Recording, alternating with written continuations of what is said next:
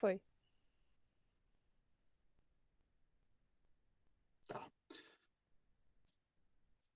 Muito bem, eu peço desculpa. Oi, oi? Tá. Não? Não estão ouvindo? Estamos ouvindo. Tá, perdão. Eu peço desculpa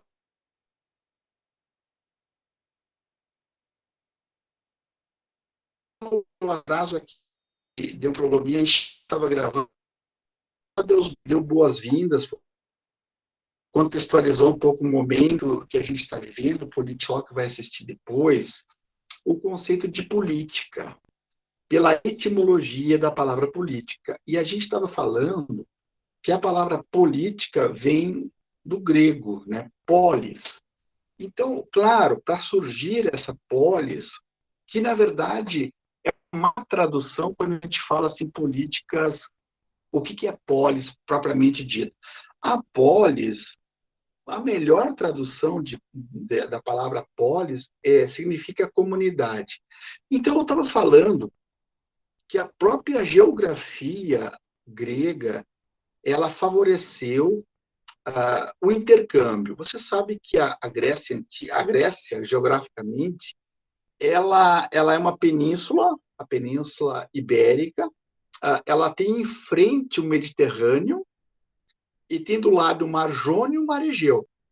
Veja bem, então a geografia é entrecortada por centenas de pequenos arquipélagos. Né? Então, uma península que entra mar adentro, diversas centenas de pequenas ilhas. Então, a geografia, primeiramente, Grécia é extremamente agrária.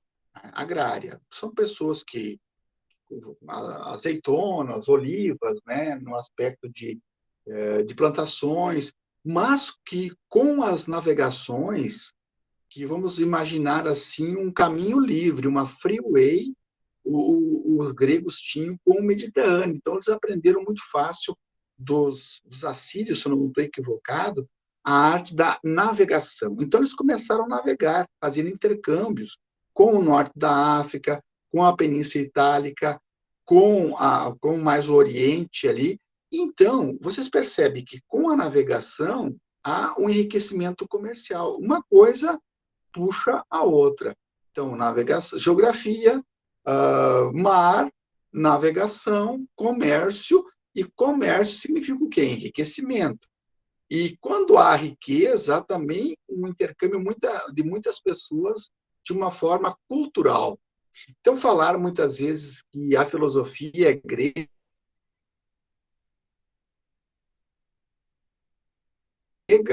muitas vezes nós caímos no unilateralismo, porque não dá para dizer que o norte da África é aberta ao Oriente, é aberta pela Península Itálica.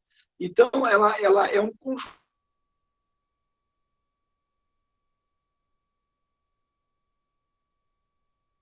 de saberes, tanto é que a própria filosofia ela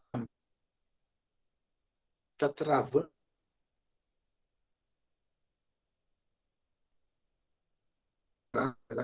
melhorar o áudio. Vamos ver aqui. Então, a própria nossa de navegação de riqueza ao surgimento de uma cultura diferenciada, do agrário, da civilização, a formação das pequenas comunidades. E essas pequenas comunidades chamamos de polis. Por exemplo, o Gustavo Lotz fala sobre isso, né? Pessoas mais desenvolvidas, parecidas, eles tinham também um aspecto assim de uma religiosidade própria, dentro da que formaram essa cultura grega, essa nação grega.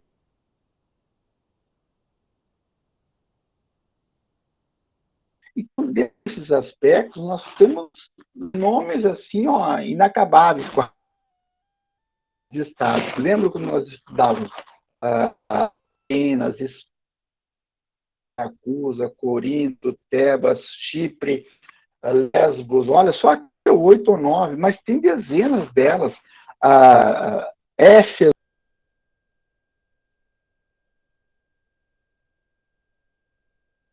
filosofia não surgiu nas Atenas. A própria filosofia, ela surge quase na periferia do...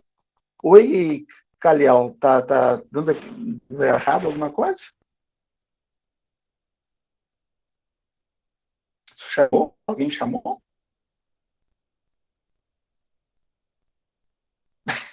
Tá difícil hoje nossa conexão, né? Algum erro? Áudio tá travando bastante. Espera aí. Vou fazer o seguinte, vou trocar. Vou desligar. Teu áudio tá bem travado. Desligar o celular. Tá. Eu vou ligar esse áudio aqui. Peraí, perdão. Eu vou desligar o celular aqui. Ó. Vou desligar o celular.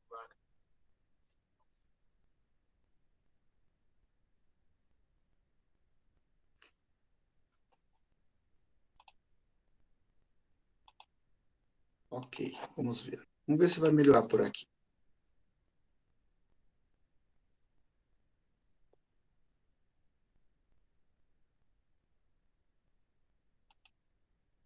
Ok. Estamos então pelo...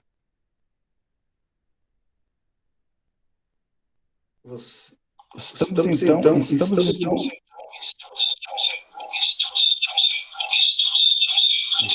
o celular.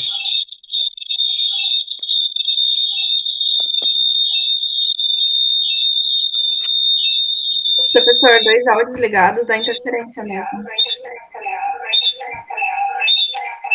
Sim.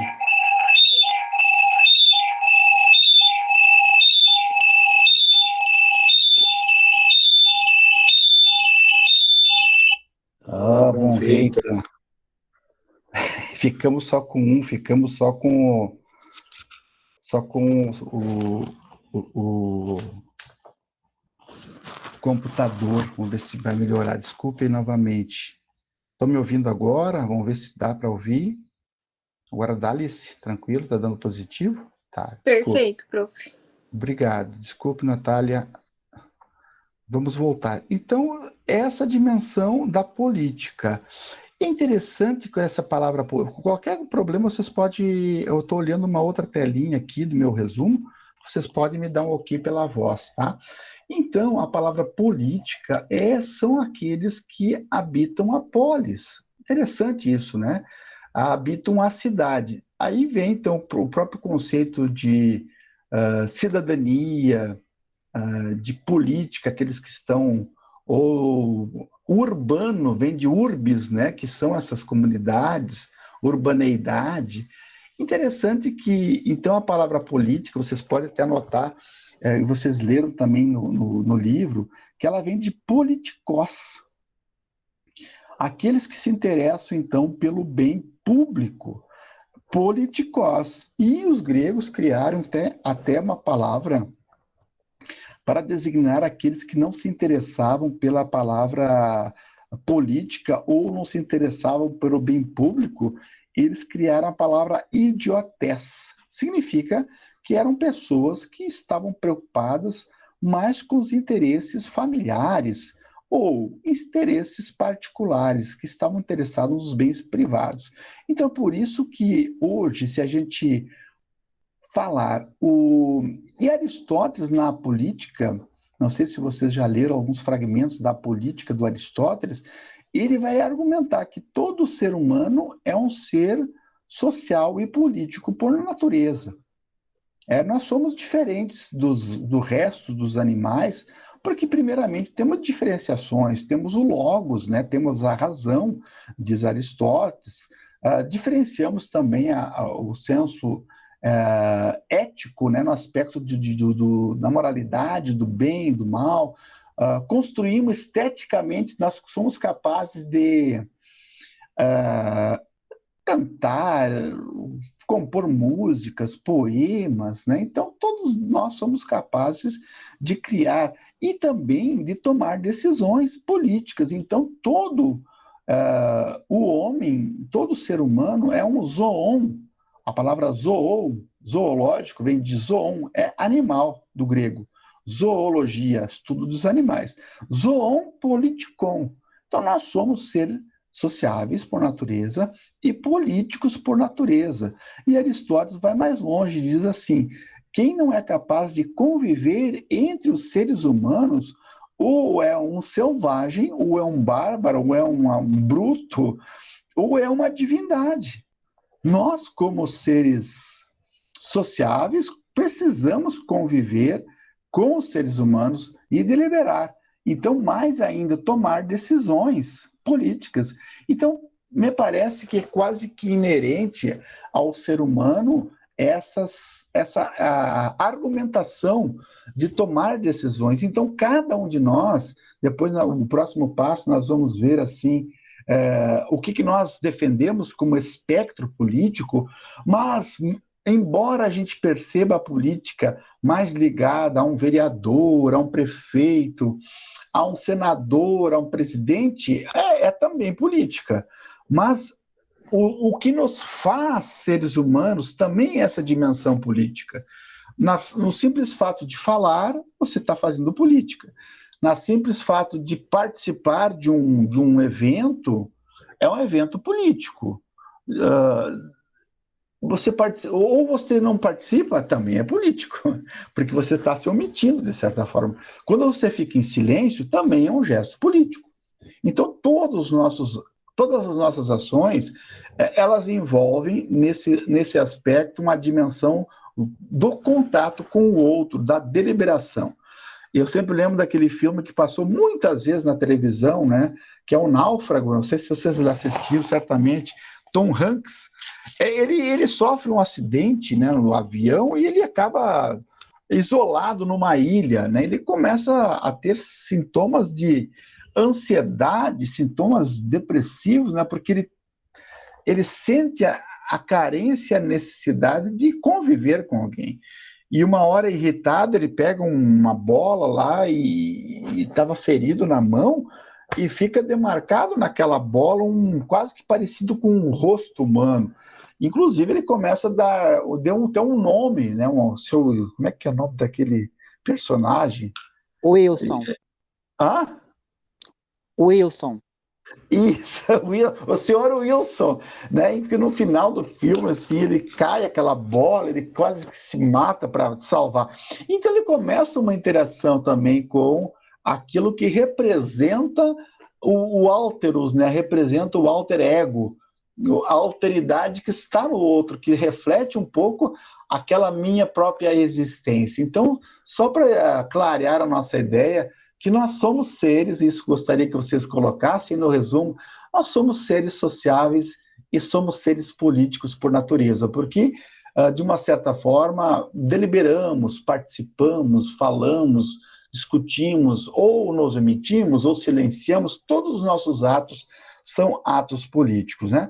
E os gregos tinham essa experiência por isso que eles criaram essa palavra, porque eles tinham um espaço público que eles chamavam de ágora. A ágora é como se fosse, claro, vocês vão dizer, professor, mas essa política, essas tomadas de decisões gregas não eram para todos. E eu vou dizer, sim, não eram para todos. Era para pessoas mais da nobreza, eles chamavam de aristói, os melhores, que na verdade eram homens. Vocês têm que compreender que essa sociedade grega, ela não tem a participação ainda efetiva da mulher. A mulher, ela há poucos anos, décadas, quem sabe, ela tem ocupado seus espaços, né? Isso é louvável, mas na sociedade grega, a sociedade de 2.400 anos atrás, a participação feminina era muito restrita, ela se equiparava a um escravo, estava apenas a serviço desse aristói, a serviço desse homem que tinha também uma sociedade grega, era uma sociedade escravista, era uma sociedade que tinha cidadãos e tinha não cidadãos, tanto é que Aristóteles ele vai dizer, bom, teve gente que por natureza é cidadão e outros por natureza não são cidadãos. Então, a natureza quis assim. Então, eles legitimam a escravidão. Então, tem o Aristói, que participa das decisões, e eles têm a ágora, que é o espaço público, de que eles faziam tipo quase que fofocas, tipo assim, um bate-papo, eles faziam tipo concursos para ver quem falava melhor, discursava melhor. Você sabe que o mercado público, a ágora, ele era também um aspecto de compra e venda, de tudo.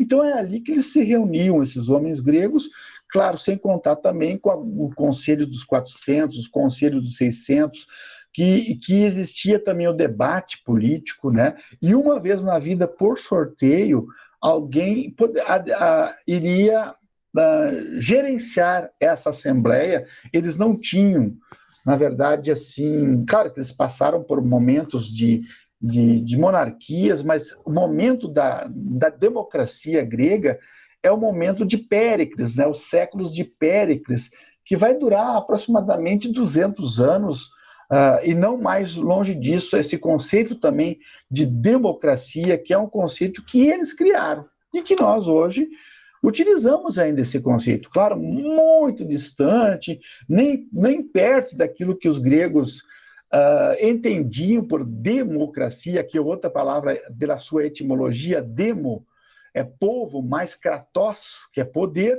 demo, governo do povo.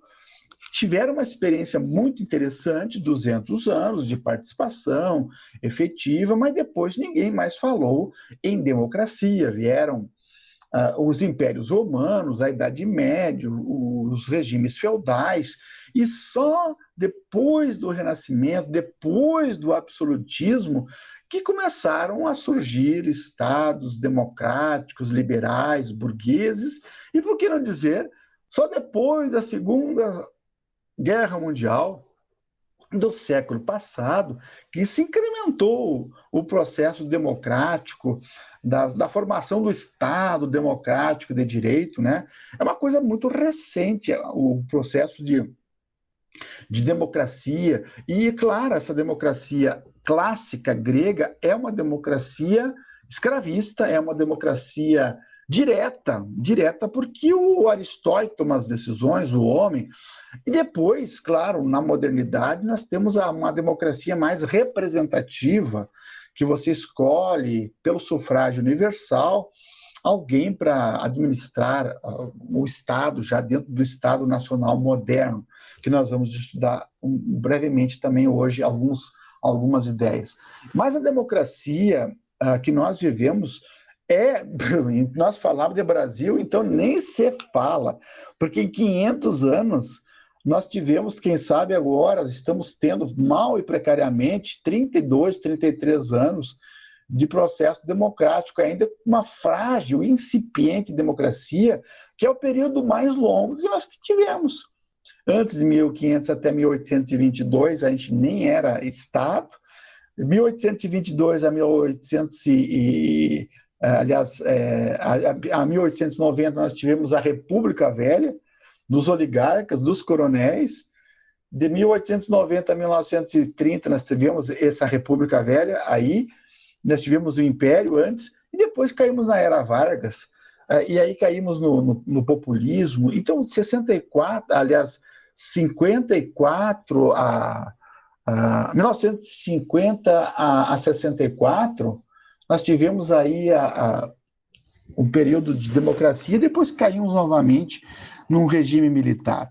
Então, no Brasil, nem se fala quão frágil, quão incipiente as nossas instituições democráticas. Quando eu falo instituições democráticas, que fundamentam o Estado democrático de direito, das poliarquias de Robert Down, das instituições do Sartori, daqueles que defendem uma mídia livre, um Congresso Nacional, eleições periódicas, direito de ir e vir, direito de participar, tudo isso são elementos da democracia, né? Então, foi muito difícil conquistar essas manifestações. Vocês imaginam nós estando numa aula aqui num regime militar, né?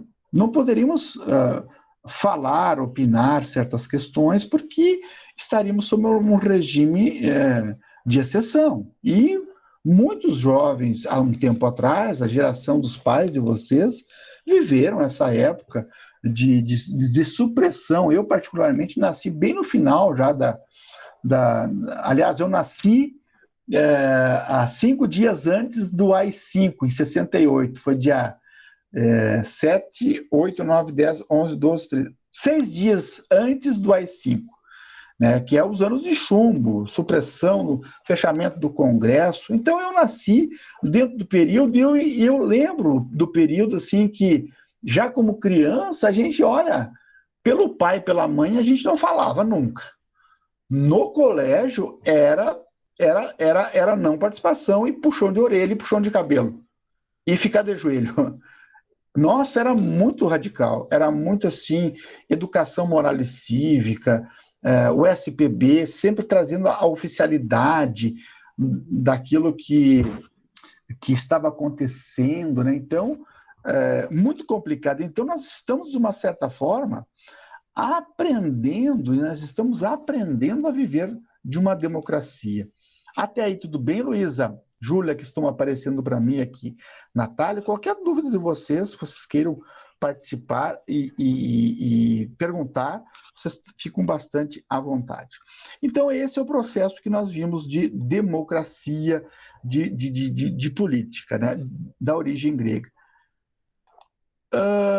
Mas e dentro do espectro político, alguém saberia o que é o espectro político? Alguém arrisca uma definição? O que seria um espectro que existe dentro de cada um de nós e até de partidos políticos? Quem é que arrisca? O que seria um espectro político? É o posicionamento que tu toma? Isso, a Luísa. tendência na pessoa. A tendência, o direcionamento. Desculpe. É a tendência política, é a visão que ele tem acerca de diversas áreas da sociedade, é o posicionamento daquele grupo político em determinados assuntos, seja políticos ou sociais. Ótimo, Fagner. Exatamente isso, Luísa e Fagner. É uma posição, aliás, são valores que você defende, carrega, constrói, porque a gente, quando criança, assim, quando jovem, a gente não tem muito claro ainda qual seriam os valores que tu defendes, né? Claro, isso está muito ligado um pouco, muitas vezes é contraditório, mas vem até muitas vezes do professor, vem do pai, vem da mãe, vem da sociedade, vem dos livros, que são valores que tu vai colocando na tua vida como valores essenciais e que vale a pena você defender. Né? Isso está dentro de nós. Por isso que um conjugado de interesses coletivos, você pode formar um partido, que é uma parte da sociedade, né? Por exemplo, é claro que no Brasil nós temos assim, é difícil, eu contabilizei, posso estar equivocado, mas são 35, até no Google aí vocês podem me auxiliar. Quantos partidos oficiais nós temos no Brasil? Eu contei a última vez 35, mas nós não temos 35 ideologias diferentes, né? Esse é bem típico assim de uma democracia tupiniquim, porque é difícil, você imagina, é difícil nos países mais avançados democraticamente, quem sabe eles têm uma, até máximo 2 ou 3 ideologias diferentes, assim, né? Tem os Estados Unidos, os republicanos, os democratas, quem sabe um pouquinho mais o Partido Verde, alguns partidos mais, mas na hegemonia nós temos poucas ideologias. E no Brasil nós temos uma diversidade de posições que, claro, serve muitas vezes mais para, como é que se chama, aqueles partidos assim nanicos, né, que servem mais como uma troca de favores, propriamente dito, do que defendendo os interesses. Mas então é isso que eu quero dizer que nós construímos.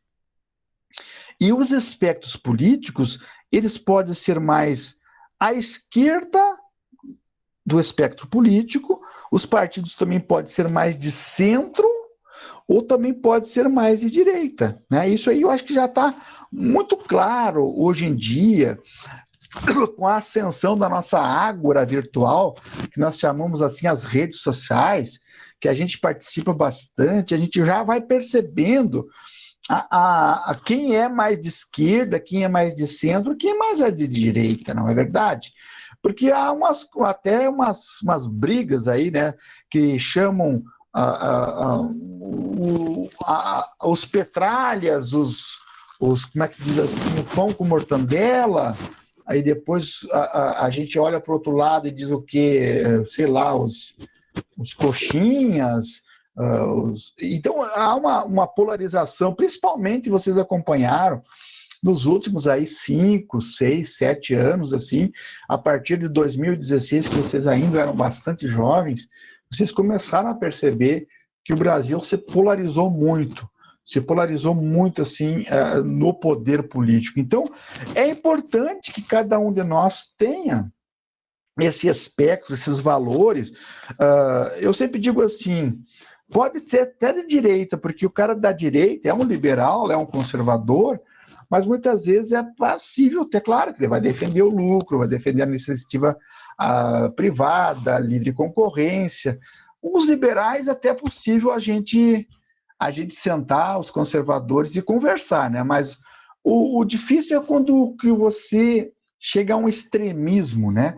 Um extremismo tanto de direita quanto o radicalismo de esquerda. Na minha posição, todo radicalismo, na verdade, ele é prejudicial porque ele não congrega. Os extremos sempre eles tendem a radicalizar. E todo radicalismo político, o radicalismo religioso, o radicalismo futebolístico, o radicalismo ideológico, sei lá o quê, falta de uma conjunção, de um aspecto de uma questão política que nos congrega mais. Então, eu sou apto mais no diálogo, de uma proporção de conjugação de forças na tomadas, salvo aqueles que os radicais, muito radicais, quando eu era a idade de vocês, é importante a gente ser de esquerda aos 17 a 20 anos, né? Porque aos 40 a gente é de centro, e aos 60 a gente é de direita. A gente vai envelhecendo e vai mudando de espectro. Agora, se aos 19, 20 anos você é de direita, você chega aos 50 neofascista. Então é importante que a gente... Não, estou brincando, né? A gente sempre tem... Porque o jovem, ele é mais radical nas suas escolhas. Quando eu tinha 20 anos, a gente foi fazer uma experiência, a gente queria fazer a revolução esquerdista, marxista, e a gente foi fazer uma experiência numa mata. Eu e 6 colegas vestimos roupa verde, fomos fazer um treinamento para guerrilha. Eu fui guerrilheiro. Mas no primeiro enxame de mosquito que deu na noite, todos debandaram, voltaram para casa cheio de hematomas de mosquito. Quer dizer, é difícil também, né? É difícil a gente querer pregar também a revolução. A gente vai se armar de facão, vai destruir a burguesia, vai destruir o sistema para que nós possamos lá implantar o nosso regime. Não sei, eu tenho dúvidas. Todas as experiências... Exatamente, a revolução mais curta da história. O primeiro debandada, o primeiro mosquitos que chegaram e terminou a água potável, aí é tipo que largados e pelados, assim, a gente teve que sobreviver na selva e ninguém aguentou. Todas as revoluções esquerdistas, elas foram, no certo sentido, assim, marcadas por revoluções, marcadas por luta, por guerra, e depois ficou na mão de alguém, da ditadura do proletariado. Quer dizer, o real comunismo, né, nunca existiu. As pessoas dizem, você é comunista, mas você me diz, mas onde é que existiu o comunismo?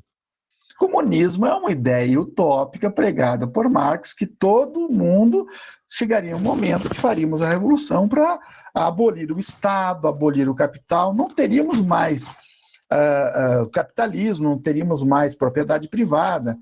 Só que todos os regimes que nós tivemos foram regimes que ficaram não no comunismo, que seria o último passo. Ficaram num socialismo de Estado. Cuba é um socialismo de Estado. China, hoje, você sabe, é um socialismo de Estado, aberto ao mercado. Né? Aberto, qualquer empresa multinacional pode se instalar hoje na China, desde que você siga as ordens de um Estado fechado, ditatorial, no aspecto de que você não tem avanços nos direitos humanos, você tem uma sociedade ainda muito aquém da participação, né, política. Então, eu sempre digo assim, comunismo foi uma experiência que nós não tivemos, o real comunismo. O que nós tivemos no mundo até hoje foram experiências de socialismo de Estado. Aí sim, que ainda alguns países teimam em agir, né? Que nós temos um outro debate importante por aí. Então, dentro desse aspecto, esquerda, centro-direita, eu acho que é uma ideia assim que vem, e vocês certamente já leram sobre isso, essa classificação do espectro político, me parece, pela minha leitura, alguns comentadores dizem que veio da Revolução Francesa, né, que foi uma revolução burguesa, que na direita sentavam mais o parlamento, os parlamentares assim mais conservadores, na direita, na esquerda eram mais os liberais burgueses, dizem que na direita eram os girondinos que sentavam, na esquerda os jacobinos mais radicais, e no centro sentavam o pessoal do Michel Temer, do Fernando Henrique Cardoso, que era o pessoal aí do Lira, que é o centrão. Então você tem a esquerda mais revolucionária, a direita mais conservadora e também as pessoas que ora votam com a esquerda, ora votam com a direita, que são os conservadores. Não é simples essa divisão, né? Falar de esquerda, direita hoje. Quem é hoje de esquerda, né? Talvez no Brasil nós tenhamos ainda aí alguns partidos mais à esquerda, né? Vamos pensar aí em PSOL, quem sabe, PSTU, assim, né? mais à esquerda mesmo, né? Lá na direita temos quem? Mais DEM, alguma coisa. E o centro, me parece que existe o maior número de partidos políticos e também um número de maior número de eleitorado, que nós chamamos do eleitorado mediano, que é o eleitorado assim, que não vota muitas vezes pela ideologia, ele vota muitas vezes pela questão econômica, pela questão da empatia, mas é um eleitor muito flutuante, né? Então, talvez os partidos também eles se aproximam muito mais do centro do espectro político do que propriamente dizem que no Brasil tem 19% a 23% nos dois extremos do eleitorado. 15% a 20% são aqueles bem mais assim ideológicos de esquerda e também 15%, 20% mais de direita. Mas o grande parte do eleitorado, quase 60% dos eleitores, eles ficam mais nesse aspecto mais de centro, propriamente, do espectro político. Claro que depois da Segunda Guerra Mundial, isso ficou mais evidente ainda, né, que o leste europeu e mais a antiga União das Repúblicas Socialistas Soviéticas designaram mais o socialismo, né, mais de esquerda, o oeste ali da Europa e mais os Estados Unidos, mais a América Latina, com exceção de Cuba, capitanearam aí para os Estados Unidos, o seu quintal, como diz Noam Chomsky, o capitalismo. Então o mundo também ficou dividido pós Segunda Guerra Mundial, com o mundo polarizado aí pela Guerra Fria. Então até hoje nós assimilamos assim que mais à esquerda seria os partidos, as pessoas que querem o quê? Lutam por valores de justiça social, de participação, de inclusão da mulher, de inclusão das minorias, das LGBTs.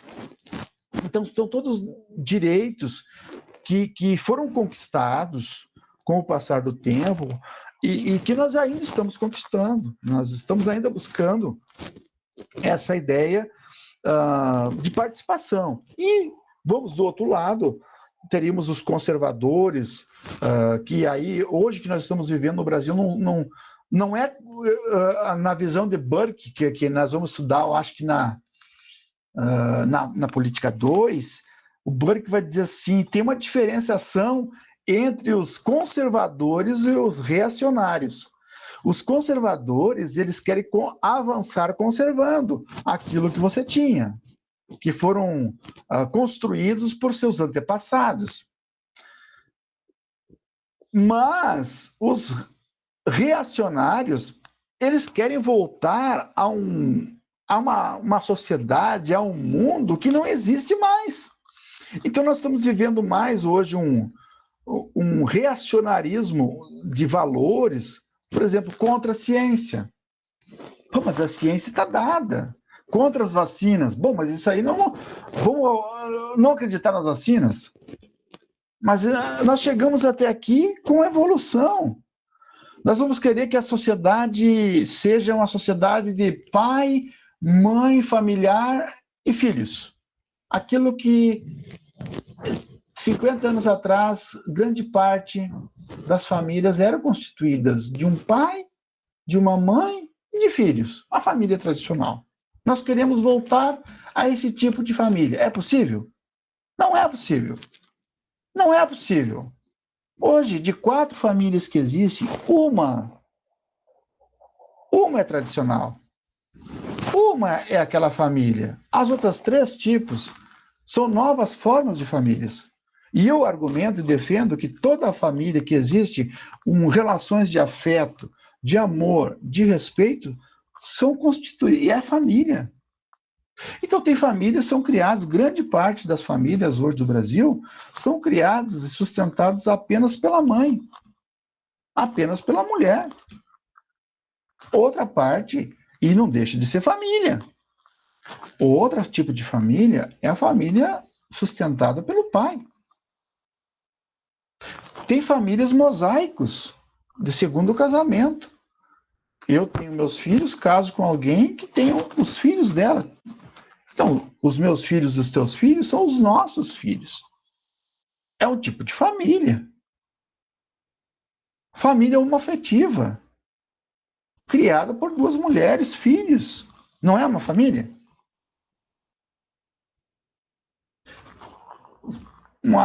Filhos criados por 2 pais, homens, não é uma família?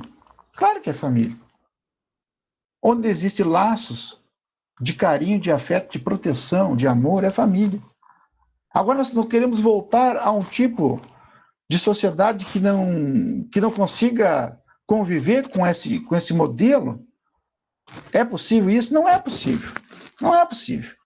Então eu digo assim, é um momento de reacionarismo que nós estamos vivendo agora, científico, de valores, conservador, quem sabe, nas ideias liberais, que também não deu certo. Então nós temos um fracasso nas ideias dos valores morais, né, do reacionarismo, voltando a uma sociedade que não existe, né? Num aspecto de não participação das mulheres, num aspecto de não inclusão de pessoas com orientação sexual diferenciada de cada um de nós, diferentes. Então, é um momento difícil, um momento pré-científico, mas é um momento que a própria civilização, o progresso, ela vai avançar. Vai avançar porque o mundo avança ciclicamente, e nós não podemos retroceder. Então, esse avanço reacionário que nós estamos vivendo no mundo, nos últimos 10, 15 anos, em termos políticos e mais fortemente aqui no Brasil, é um momento que não tem... ele não vai ter sucesso. Não vai ter sucesso, porque ele vai ser ultrapassado mais cedo ou mais tarde pelos novos tempos de uma nova ideia civilizatória, que congregue todo mundo, que não exclua, que respeite também as diferenças de cada um de nós. Eu particularmente, posso estar equivocado, e vocês estão aqui exatamente para também contestar e também, se quiserem participar, também se contrapor. Então, eu acho que essa ideia dos valores, dos espectros, está em cada um de nós, dependendo do que você está defendendo. O Brasil, já falei, 35 partidos. Temos 35 ideologias diferentes? Não sei. Quantos mais jovens, nós, já falei essa ideia, muito mais à esquerda nos posicionamos. Então, é interessante a gente manter esses valores. Não que seja ruim ser de direita, não estamos fazendo aqui juízo de valores, né? A gente tem que estar muito consciente de que você pode até se filiar a um partido de direita com todos os teus mecanismos que a gente pode dialogar e defender ideias. A única coisa que a gente não dá para dialogar é com o proto-fascista, né? O proto-fascista não tem diálogo, porque ele realmente é preconceituoso, não tem como argumentar. E o fascismo não tem espaço para fascismo, né? Tanto de direita como de esquerda. O Norberto Bobbio diz que olhar para a sociedade e ver que as desigualdades são normais é um bom anúncio de ser de direita. Então tu olha para alguém, tu escuta um diálogo de alguém, acha, mas tem rico, tem pobre. Então a pessoa defende a meritocracia. Fulano, se ele quisesse se esforçar, ele iria conseguir, só que a gente percebe que não é para todos, né? Quem sabe a meritocracia dá certo aí para 1 ou 2 de 100, né? Mas geralmente não é pela vontade individual de cada um que você consegue. Isso aí não é a esquerda que diz isso, não é Marx que diz isso. Se você ler Adam Smith, ou se você ler David Ricardo, se você ler Alex de Tocqueville, os próprios pensadores liberais, eles falam de igualdade de condições. Todo mundo tem que ter mais ou menos as igualdades de condições para poder crescer economicamente, socialmente. Se é negado a uma parte da sociedade a educação, se é negado uma parte da sociedade a cidadania, a inclusão social, certamente alguns serão privilegiados dentro desses sistemas e vão ascender à universidade, vão ascender aos mercados de trabalho com melhores salários e assim por diante. Bem ou mal que a universidade se democratizou nos últimos tempos, né? Uma universidade miscigenada, uma sociedade não de brancos, uma universidade não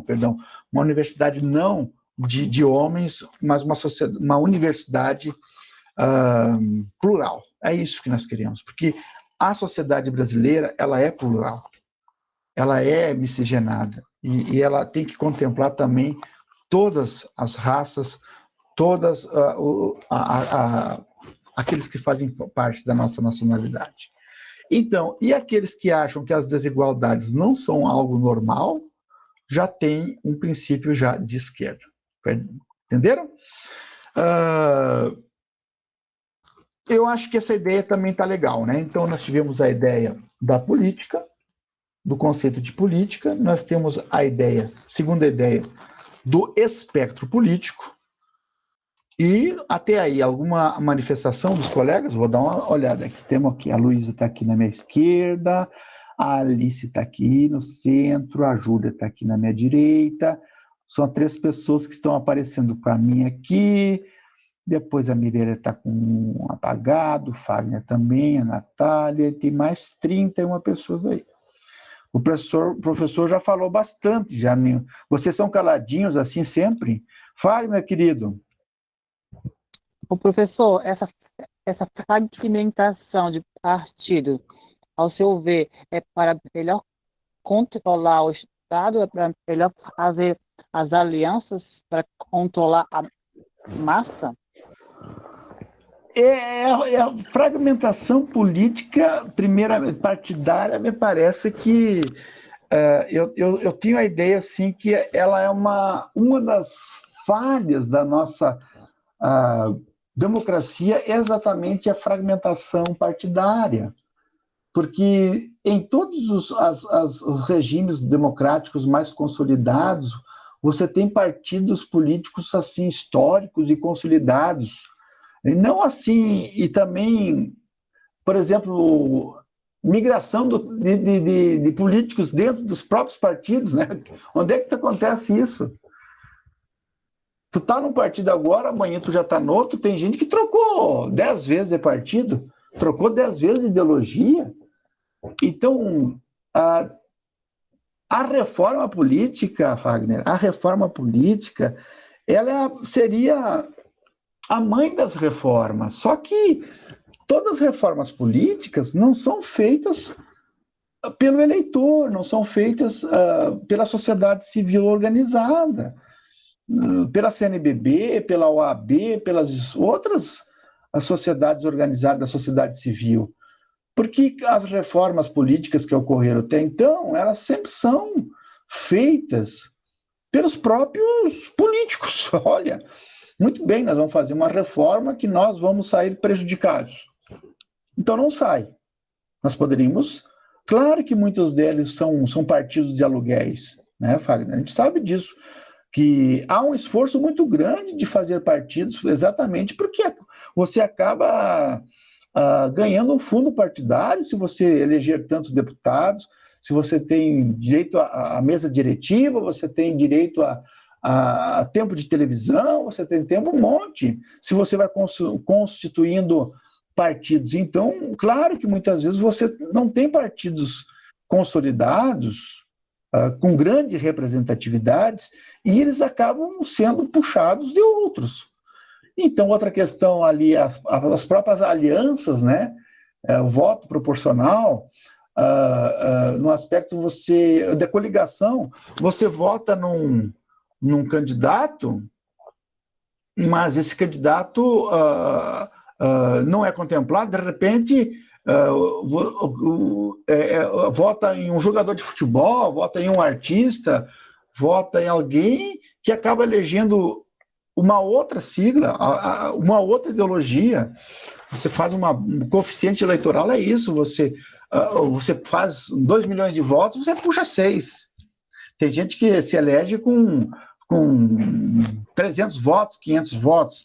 Então, tudo isso seria muito plausível, assim, de ser tomado umas decisões para fortalecer os partidos políticos, para fortalecer o voto do eleitor.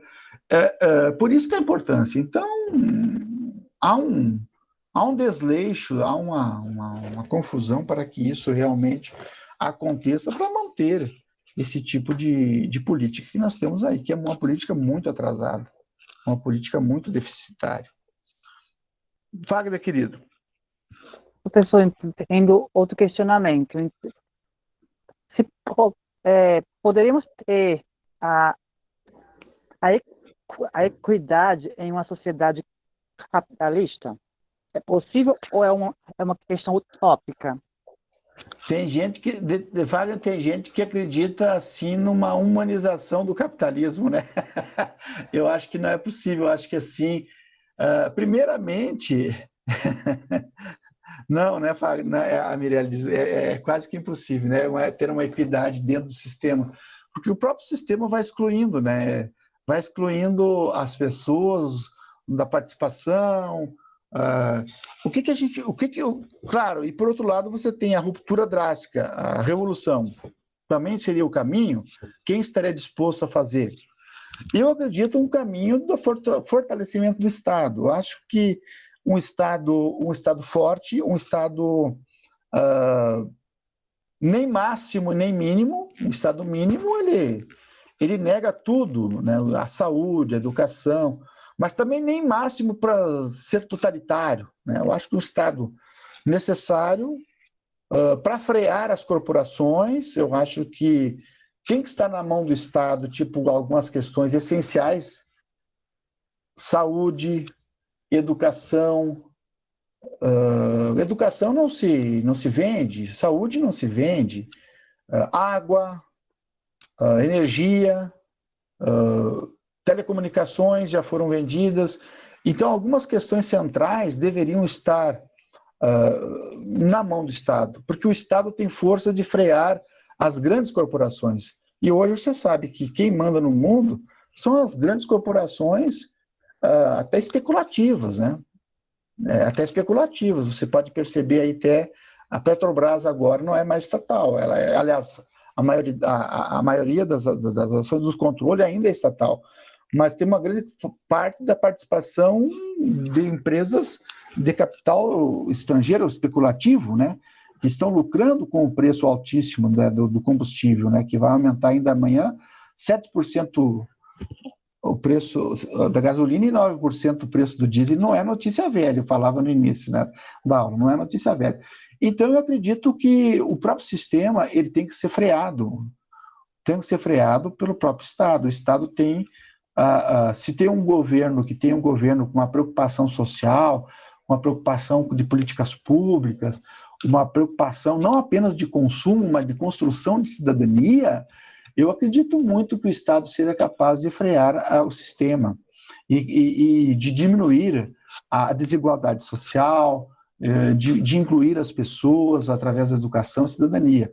Mas humanizar o sistema, não é impossível ter essa igualdade dentro do sistema, porque o próprio sistema vai jogando as pessoas na marginalidade e é interessante até para o sistema ter essa massa aí sobrando para massa de manobra, né, na questão salarial. Bom? O Fagner tá falando sozinho, né? Vocês não falam. A Luísa me olha de atravessado. A Alice está lá não sei aonde. A Júlia. A Miliane nem aparece. A Natália também não. A Luísa. Fala, Fagner, querido. Vamos.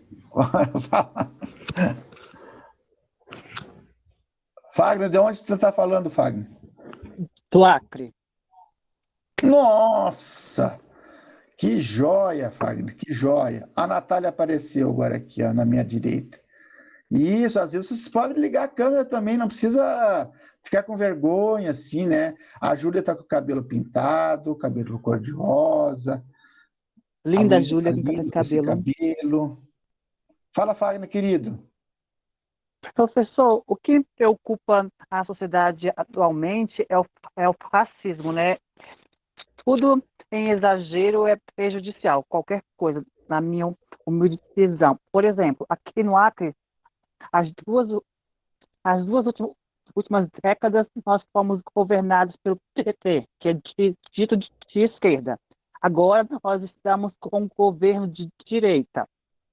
E nós estamos sofrendo é como se fosse a desconstrução de tudo o que foi feito nesses últimos anos, a própria arquitetura, a própria pintura, a própria cor da cidade, a própria identidade, como se estivesse sofrendo uma desconstrução, uma desvalorização, uma ressignificação. Porque isso me preocupa, porque como estabelecer uma sociedade onde que a democracia seja valorizada realmente e não só os seus ideais, onde uma cor representa uma coisa ou outra. É como se eu vejo um retrocesso, né? Que nós estamos vivendo um desgoverno generalizado. Acho que eu não sei como que esse desgoverno será.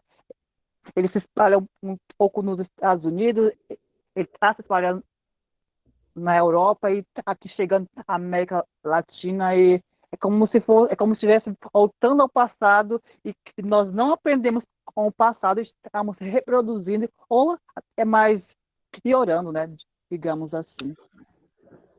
É verdade, Wagner, muito bem colocado. Essa onda conservadora, não é uma onda brasileira, é uma onda mundial, né? Ela nem vou dizer conservadora, né? Ela é muito mais do que isso, né? Ela é retrocesso mesmo, né? Que tu fala, é reacionária. Reacionária é o contrário de revolucionária, né? O revolucionário sempre quer mudanças para a inclusão, para que as pessoas tenham mais direitos. Mas quando ela é reacionária, ela desconstrói exatamente tudo aquilo que a mulher conquistou, que a comunidade LGBT avançou, que a comunidade indígena, dos ribeirinhos, toda com políticas de inclusão, políticas de cidadania, estão sendo, sim, retirados, né? E aí entra a lógica neoliberal, né? Que é uma lógica de privatizações daquilo que é do Estado. Tem um grande discurso também aí, claro, um discurso alimentado por uma grande mídia, e por isso que nós tivemos uma experiência aí do Lula com 8 anos, mais 4 foi 12 anos, com a Dilma, mais 2 foi 4, 8, 12, 14 anos, né? 14 anos de governo mais progressista, que nós tivemos também avanços significativos, né? Na questão social, universidades, reúne, a questão da habitação, a questão, muitos programas, Minha Casa Minha Vida, Luz para Todos, mas nós também tivemos dificuldades, nós que eu digo porque eu sempre alimentei também dentro de mim uma posição mais esquerdista, né? Militando desde jovem, e nós erramos equivocadamente na questão de incluir muitas vezes as pessoas pelo consumo, né? Possibilitando um crédito subsidiado aí pela a linha branca, né? Que nós chamávamos dos televisores, dos refrigeradores, dos automóveis, né? Esse é um modelo também que não é sustentável também, né? A gente poderia ter avançado em outras reformas mais estruturais, embora agora, vocês pegaram também esse estudo que foi feito pela Universidade, a Mackenzie, se eu não me engano, não é Mackenzie é do maluco aquele, não é Mackenzie. Fez um estudo que a desigualdade social diminuiu drasticamente, né? Nos anos aí do governo Lula, né? Desigualdade social, distribuição de renda. Então, podemos sim, só que depois nós caímos num retrocesso midiático, num aspecto assim de ver corrupção em tudo. Hoje a gente percebe que o Lula ele teve acertos e teve erros, mas não significando toda aquela parafernália da Operação Lava Jato, e hoje a gente percebe que o Moro agiu politicamente, o juiz agiu politicamente. Nós tivemos já 21 condenações que foram absolvidos, né? Você não tem provas daquilo, que tirou um presidente, um candidato que era 2018 super candidato, super favorito, né? Então você coloca ele fora, você primeiro tira uma mulher que era, no meu ponto de vista, digna. A Dilma poderia ter erros políticos no aspecto de uma falta de conjugação política, de traquejo político, mas jamais poderíamos dizer que Dilma fosse corrupta ou agiu de má fé. Dilma foi tirada por um golpe político, por ser mulher, por falta de uma articulação. Então, o golpe se estabeleceu aí. 2016, 2018, tirando o Lula, e aí você deixa fora um setor. Eu acho que a Haddad foi muito bem. A Haddad fez uma votação tremendamente alta. Para um cara que era um professor, até pouco de São Paulo, pouco conhecido, foi muito bem. Mas aí abre-se o espaço para a aventura. Acho que a ala evangélica, né, foi muito atrás do Bolsonaro, os empresários, a elite, o próprio mercado, e esse discurso pegou todo mundo. Eu moro num lugar aqui, um bairro, que é muito próximo de 3 conjuntos habitacionais da era Lula e Dilma, que é Zilda Arnes, Dom Ivo Loscheider, que era o bispo aqui, Leonel Brizola, 3. E que quando o Bolsonaro venceu nas eleições, e que eles foram beneficiados pela política de inclusão social, Minha Casa Minha Vida, era um foguetório só, rojões. Então, me pergunto, mas se as pessoas que foram mais beneficiadas com as políticas sociais do Lula foram aquelas que festejaram, não sei, o projeto de ter uma arma, quem sabe? Então, são fatos. Eu digo assim que a tragédia nunca acontece por uma razão só. Quando aconteceu a tragédia aqui em Santa Maria, da Boate Kiss, não teve uma razão só, teve 15 razões conjugadas, que somadas umas às outras, desenvolveu uma dor imensa, de perda de centenas de jovens. Outras tragédias no mundo também. Então, houve conjugações de forças para eleger Bolsonaro hoje. E estamos quase no 3º ano concluindo dele e não sabemos o que fazer, realmente. Não sabemos o que fazer. Estamos, de uma certa forma, anestesiados. Não sabemos se manifestamos ou não. Não sabemos se ele tem que sofrer o impeachment ou não. As instituições que eu brinco muito com o Alberto Almeida, que é um cientista político. Ele é muito legal, assim, eu tenho contato dele, mas ele defende que as instituições brasileiras estão funcionando. E eu digo o contrário. Será que realmente estão funcionando as instituições? Será que o Congresso está funcionando? Será que o Ministério Público está funcionando? O Aras está fazendo seu papel? Será que o Supremo Tribunal Federal está fazendo?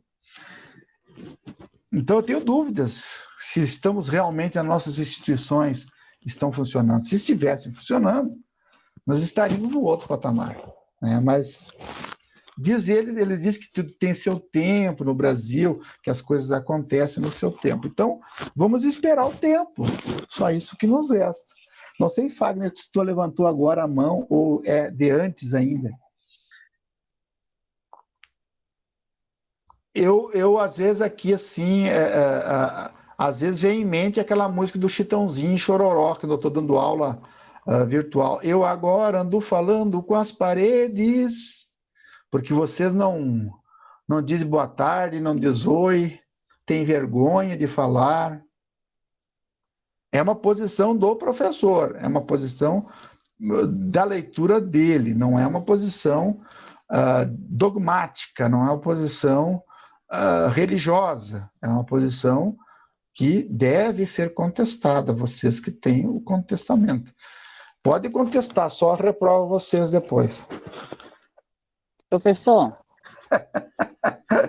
Estou brincando, Fagner.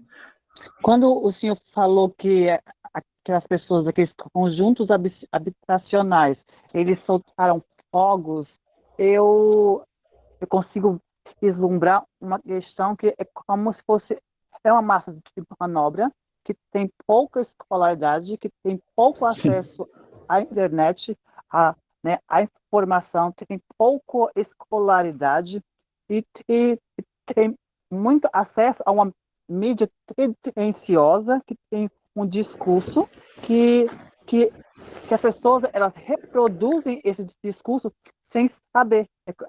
Elas são vítimas desse sistema ao qual nós estamos vivendo. É complicado quando nós falamos, quando nós dizemos assim, como essas pessoas que foram beneficiadas.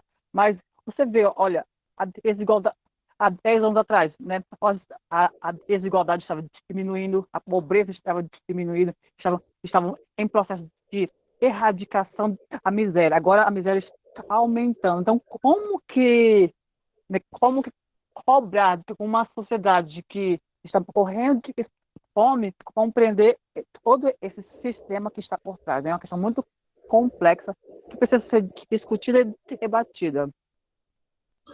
Exatamente, talvez influenciada, né, Fagner, assim, por a questão religiosa dos evangélicos também, talvez a única fonte de informação das pessoas também menos favorecidas com o aspecto de informação, né, porque nós estamos, já dou a palavra, Luiz, talvez nós estejamos mais ligados nas redes sociais, mas tem gente que o único processo de informação é a igreja, né? O pastor que fala, e grande parte dos evangélicos, assim, aderiram ao projeto bolsonarista, né? Sei lá, devido às suas razões, devem ter suas razões ou não razões para isso, mas se colocou realmente e emplacou. Né, Luísa? Pode falar.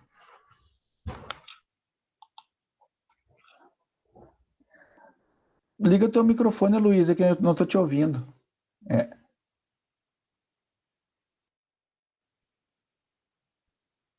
Eu acho que tá mudo, rainha.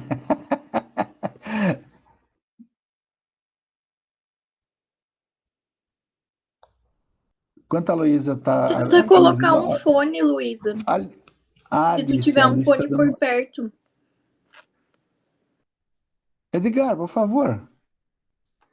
Eu tenho uma pergunta também. Mais cedo a gente estava falando sobre os partidos políticos. De onde você fala, Edgar? Só para a gente ter uma ideia. Eu sou do Rio de Janeiro. Ô, Edgar, querido. Mais cedo a gente estava falando de partidos políticos e tal. E no semestre passado a gente teve aula com o Arthur, e uma das aulas foi justamente sobre partidos políticos, né? Uhum. E um dos pontos que ele trouxe para o debate durante a aula foi como esses partidos políticos eles capturam uma demanda social, né, das pessoas, para que as pessoas acabam se identificando com esses partidos, e aí esses partidos capturam essa demanda social e levam isso adiante. Só que hoje a gente vive em 2021 em uma era completamente diferente, globalizada, internet e tudo mais. E muito se fala sobre candidaturas sem partidos, ou seja, candidaturas avulsas. A minha pergunta é, qual a relevância de partidos hoje, e se os partidos ainda têm a mesma relevância que tinha antes nessa captura de demanda social? No aspecto que, imagina, né, Edgar, nós temos um processo ainda de fragmentação partidária, de fragilidade, né, das ideologias. Imagina a gente avançar para uma sociedade mais avançada de termos candidaturas avulsas. Como é que poderia ser? Quem é que ia se candidatar avulsamente?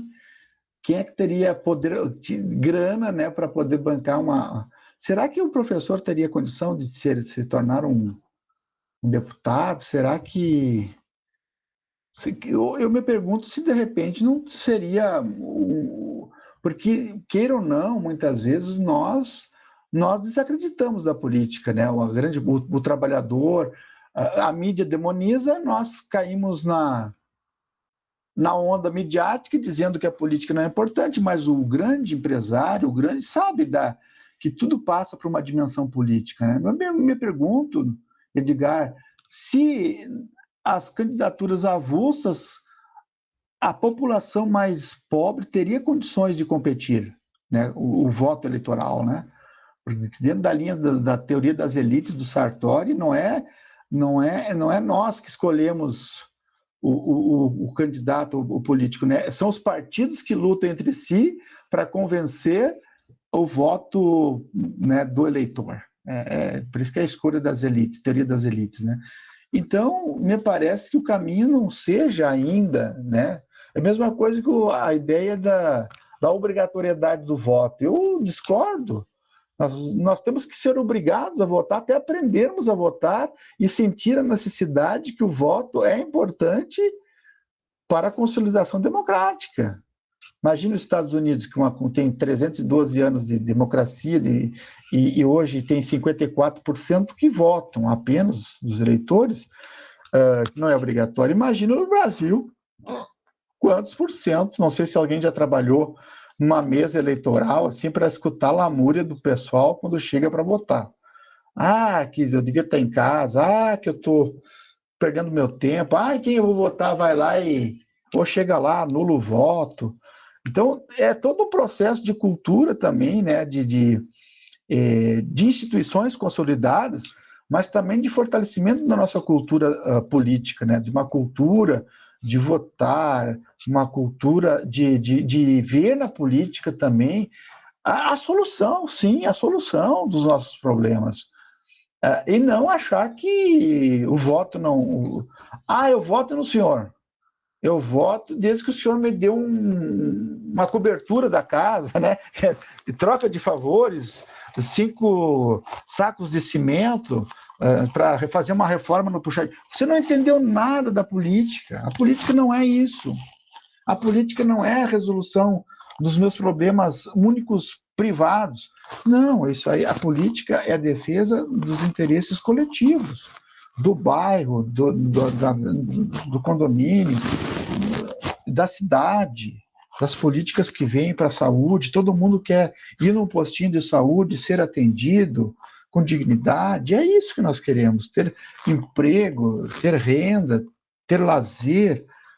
Isso não é riqueza, é dignidade humana. Então, me parece que o caminho, não sei se na minha posição, é mais no fortalecimento dos partidos políticos, propriamente dito, uma reforma política muito mais séria do que propriamente um voto avulso, que teríamos que rever todos os mecanismos. Eu estou com a Alice, está com a mão levantada. Sim, prof, o senhor falou sobre as eleições. Eu fui mesária nessa eleição que teve agora, durante a pandemia. E, nossa, as pessoas reclamavam bastante, principalmente por causa da pandemia, né? Mas o que mais me impressionou foi a quantidade de gente que não sabia votar. Tipo assim, chegava lá sem o número do candidato, não sabia. E, tipo assim, como é que clica? Tem que botar que tecla? Tipo, as pessoas perguntavam, só que a gente não podia ir lá dentro da cabine, a votação é secreta, né? Então, tu tentar ajudar a pessoa. Nossa, isso me impressionou muito, sabe? A pessoa ir sem saber como votar. E ele acaba, né, ali se colocando número ali, confirma, né, e anula o voto. Mas isso faz parte também da conjuntura, né, de você não acreditar na política ou enxergar todo político hoje. Eu teria hoje grande dificuldade. Nossa, de ser um político, cara, ir para a rua e pedir voto, assim, as pessoas dão uma xingada no cara, né? Mas, tipo, tu acha isso mesmo? Assim, eu sei que é diferente, por exemplo, sei lá, a gente conseguir imaginar uma candidatura avulso do Luciano Huck com o de um qualquer aí, mas, tipo, se a gente pensa hoje, com o avanço da internet, por exemplo, as pessoas têm muito mais espaço para divulgar ideias e tudo mais. Eu não estou falando que eu sou a favor ou que eu sou contra, eu só estou trazendo para o debate, porque é algo interessante de se pensar. Porque quando você olha o cenário político hoje, cara, é o que você falou. Você tem muita falta de esperança, muita falta de perspectiva para um futuro melhor.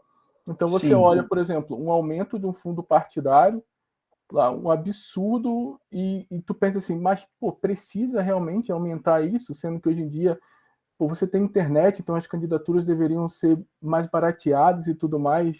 Então, sei lá, acho que interessante, algo interessante de se pensar. Né? Claro, com certeza, Edgar. Não, meu juízo não é de valores, se é ruim ou é bom, né? Eu só tenho, na verdade, eu tenho. Aliás, eu não tenho nem, eu não li sobre isso, sobre a candidatura avulsa, teríamos que dar uma olhada, de repente, né? Mas a gente está. Temos que avançar, sim, no processo, inclusive de voto até de casa, né? Você votar pelo sistema, ter um. Então, imagina nós com o sistema eleitoral, né, com as urnas eletrônicas, imagina o BEL, que seria, mas chegará um dia que nós vamos, naquele dia indicado, nós vamos entrar no nosso sistema de computador seguro e votar em alguém. Não precisaremos, né, fazer fila, né, mas é um processo que demora tempo, né, com o amadurecimento da sociedade. Votar no celular, prof. Claro, eu vou estar no celular. Aí o pessoal não vai chegar lá e dizer tal documento. Esqueci. Não, tudo vai ter tudo mecanismo, tudo automático, né? No aspecto assim, nós estamos avançando para isso, né? Luísa, querida, vamos ver se podemos te ouvir agora. Querida, tu tá muda ainda.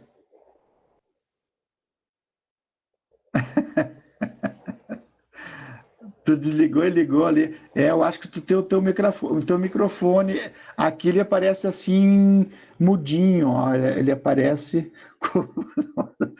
Vamos ver agora, vamos ver. Eu acho que é o teu microfone, querida. Mas vamos avançar um pouquinho mais, nós temos um tempinho ainda, ver se a Luísa aí depois ela consegue. Frederico apareceu na minha direita agora. Oi, Frederico, como é que tu tá? Tudo bem, professor? Tudo bem, querido? Queria Tu tá falar... em Santa Catarina? Isso, Santa Catarina aqui. Viu? É até uma questão relacionada aqui com onde eu moro, que é uma cidade de 3 mil habitantes, né? E aí esse negócio da compra do voto, minha mãe sempre participou da política, então eu sempre ouvia quem que comprava, quem que era de tal, porque só existem 2 partidos, né? E aí nessa última eleição para municipal, ela foi candidata a vereadora. E aí vinha pessoas aqui em casa pedir dinheiro para comprar para o voto, né? Aí eu via que existia 2 perfis bem distintos de pessoas, assim, algumas que essas não vinham aqui, e algumas pessoas, assim, que como nunca tiveram um acesso à cultura, à educação, sempre entenderam as eleições municipais como é uma oportunidade para eu ganhar um dinheiro ou um tanque de combustível. E essas pessoas sempre se veem, tipo, se vender assim para qualquer um, independente, mas mais por necessidade financeira mesmo. Claro. E aí o outro perfil de pessoas de classe média, como a maioria aqui, que simplesmente queriam um cargo público para poder ganhar 4 mil reais e não fazer nada. Mas muito específico aqui de cidade pequena. E aí, seguindo a linha que, bem de antes de quando o Fagner estava falando, até queria perguntar para ele assim também, que eu não conheço o Nordeste e o Norte, mas todo mundo sabe que são as regiões mais pobres, mais desfavorecidas no país, né? E aí, com os 8 anos do Lula, a gente teve muita melhora no aspecto social, principalmente da população de classe econômica mais baixa, né? E aí eu até pesquisei nessa hora a relação aqui demográfica do meu estado, Santa Catarina, que 70% das pessoas são brancas. E aí eu pensei aqui na minha cidade ainda mais, deve ser muito mais discrepante essa relação, e as pessoas pretas, pardas que a gente vê aqui, são sempre pessoas que vêm de muito longe, a maioria das vezes do Nordeste, para trabalhar nas granjas de porco, essas coisas assim, e essas pessoas têm muito a agradecer, tem o Lula como um deus até, né, pelo fato de que conseguiram sair dos lugares onde moravam para tentar vir aqui para o Sul, mesmo para trabalhar em granja, já é uma oportunidade que muitos nunca teriam, né, porque aqui daí eles trabalham e moram do lado, aí tem acesso a comida e moradia, né, que é tudo que precisam. E aí eu vejo que essas pessoas têm muito a agradecer pelo Lula, mas nos estados que que tem uma vulnerabilidade social muito maior, como o Fagner ali do Acre, eu não sei, né, mas eu vejo que os governos de esquerda conseguiram se manter até hoje no poder, né, mas eu não sei se esses governos ajudam tanto, ou eles só conseguem se manter pela ajuda que o partido deu para a vulnerabilidade social. Não sei se eles conseguem manter essas políticas públicas de ajudar essa população, ou é só pelo fato de, no governo Lula, eles terem tido muito mais ajuda. Boa sistematizar bem a ideia, mas... Sim, boa. No primeiro, né, Frederico, eu acho que tu falas uma dimensão, da nossa diferenciação aqui do Sul, né?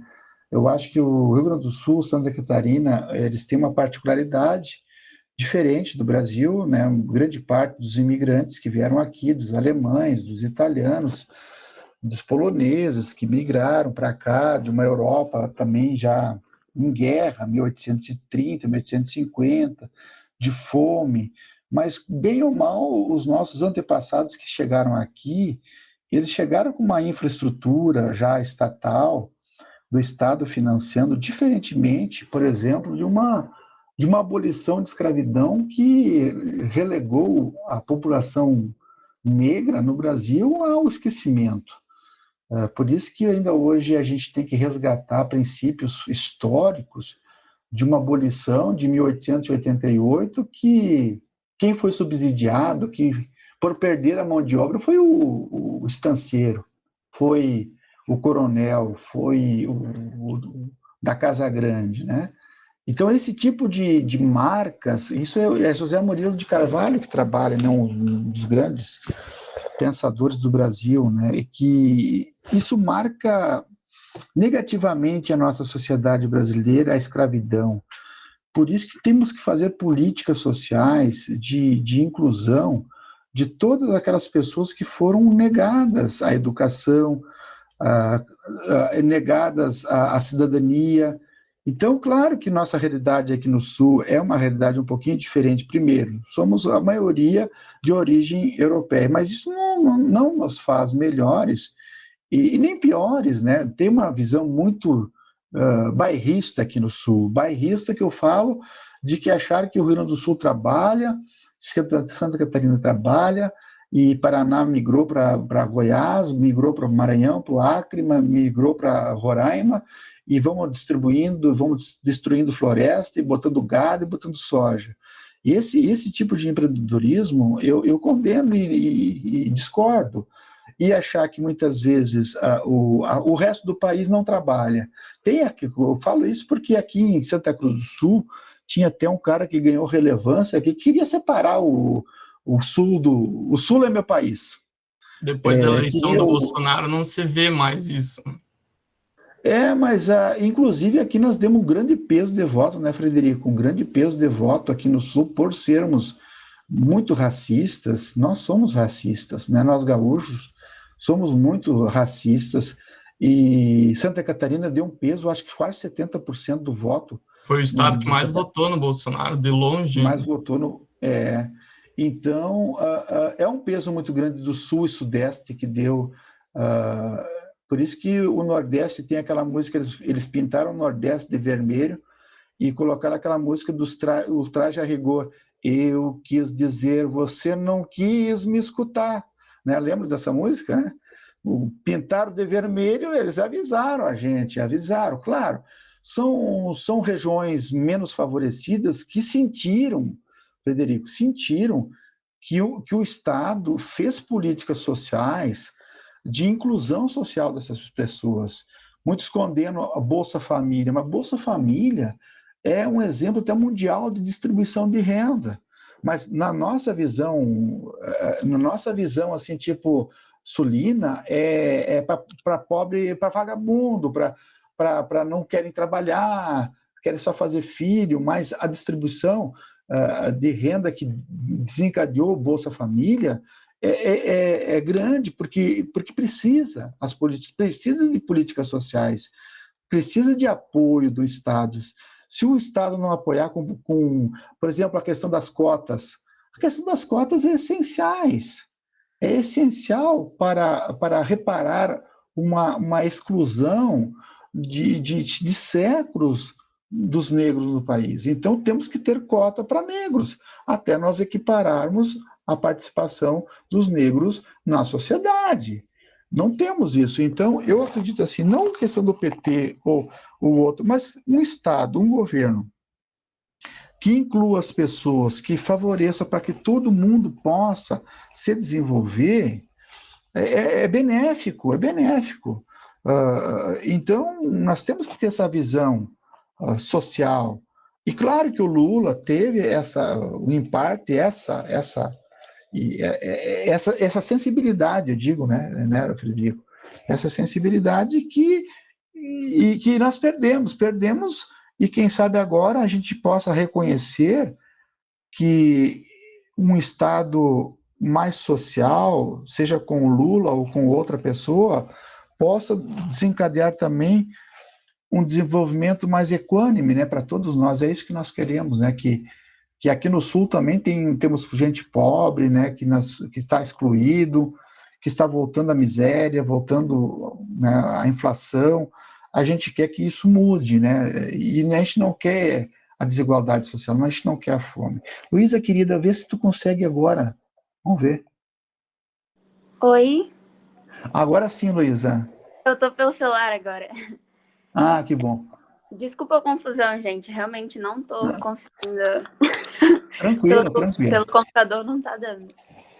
Então, naquela hora estávamos falando sobre o tipo de eleitores do atual governo e tal. Sim. E, ao meu ver, de maneira geral, são muitas pessoas que foram pegas por desinformação, assim, porque assim como os meios de comunicação terem sido democratizados e as pessoas terem mais acesso à informação, as pessoas também têm mais acesso à desinformação e a informações errôneas. Então, às vezes, uma pessoa que não está preparada para lidar com esse tipo de meio de comunicação, ela é pega por informações falsas. E aí propaga e aí compartilha essas informações, às vezes sem ter noção mesmo de checar fontes, etc. São pessoas com pouquíssima instrução no geral, assim, e ainda mais sobre essas modernidades, enfim. E a gente viu muito isso recentemente nas manifestações que ocorreram perto do período do 7 de setembro, e vimos vários vídeos de pessoas que foram perguntadas quando falavam sobre alguns dos seus objetivos, dos seus valores, que não sabiam explicá-los ou defini-los, porque era só reprodução de palavras e de conceitos, mas sem saber o que exatamente significam essas palavras e o que exatamente significam esses conceitos. Teve até uma piada na época que as pessoas estavam falando sobre o fechamento do CPF ao invés do STF, né?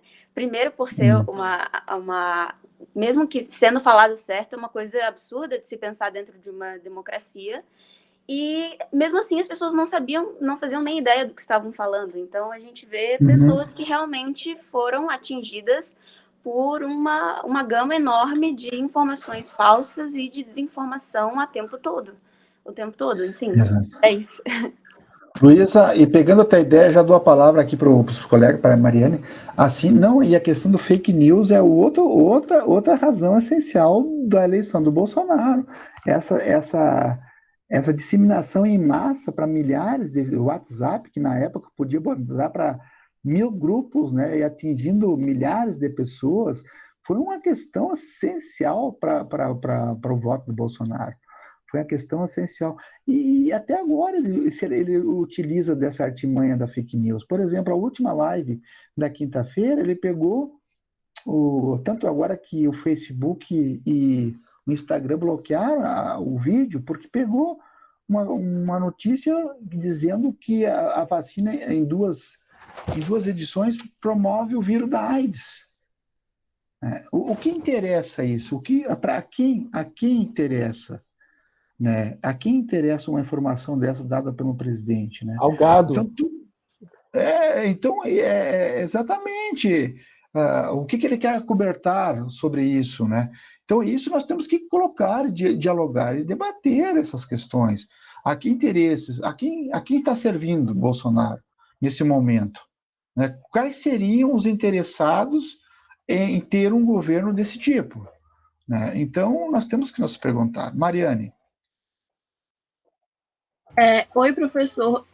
Eu vim meio que falar em cima da fala do Frederico, porque eu achei, tipo assim, eu entendo a questão que ele levantou, mas eu acho que foi uma visão muito pequena acerca das questões do Norte e Nordeste. Eu não acho que você colocar duas regiões tão grandes como dependentes do governo Lula, meio que faça sentido nessa visão nacional. Principalmente porque o Nordeste tem uma das visões de educação, quer dizer, tem a educação básica uma das melhores do país. Então, eu só queria criticar um pouco o que ele colocou, porque eu achei uma visão muito pequena, talvez até meio que vítima do local social que ele está ocupando, eu não sei direito, porque você tornar meio que... É porque ele falou a questão das pessoas migrarem do Nordeste para procurar emprego, como se o Nordeste fosse um local a ser superado, sabe? As pessoas têm que sair de lá, têm que migrar, sendo que não é assim que funciona. Pelo que eu sei, assim, eu sou do Sudeste, eu sou do Espírito Santo, que é meio colado com o Nordeste, assim, basicamente é muito mais regionalista, sabe? Eles não são, talvez, tão expansionistas, nem nada assim, talvez, como se a gente pudesse ver a região Sudeste e o Sul. E eu acho que também o que o professor falou sobre a questão do Sul ser descendente de europeu e tudo mais, eu acho que todo mundo é descendente de europeu, sabe? A gente foi colonizado, não tem muito isso. Eu acho que essa visão, sendo colocado nessa visão, é um jeito muito pequeno e muito regional do Sul de olhar a região Norte e Nordeste, que são justamente muito vítimas de um preconceito enraizado por parte das outras regiões, de você olhar eles como regiões pobres, regiões muitas vezes que precisam ser ajudadas, sendo que não acho que seja assim que funcione, ou que seja assim que a gente deva ver outras regiões, sabe? Enfim, obrigada, era isso. Sim, Marina. Não, exatamente. O que eu tentei passar é essa visão hegemônica que nós temos aqui do Sul em relação ao resto do país. Essa visão aqui é uma visão que é hegemônica, é dominante. Você fala com as pessoas, elas reproduzem isso. Claro que nós estamos tentando aqui exatamente fazer o contrário, tentar esclarecer do nosso equívoco, né? O nosso equívoco que é achar que aqui no Sul a gente tem aspectos que possam ser melhores que o Nordeste ou o Espírito Santo, assim por diante. A gente quer desconstruir exatamente essa ideia que paira, né, hegemonicamente aqui no Sul, que querem separar porque tem uma visão que é extremamente racista em relação aos demais. Então, por isso que não as eleições do Bolsonaro é uma mostra de alguém dessa consciência, e a gente falava antes das pessoas que não eram informadas, mas muitas vezes pessoas que tinham uma informação muito, muito clara, né? Muito clara, muito bem informadas e que votaram em Bolsonaro.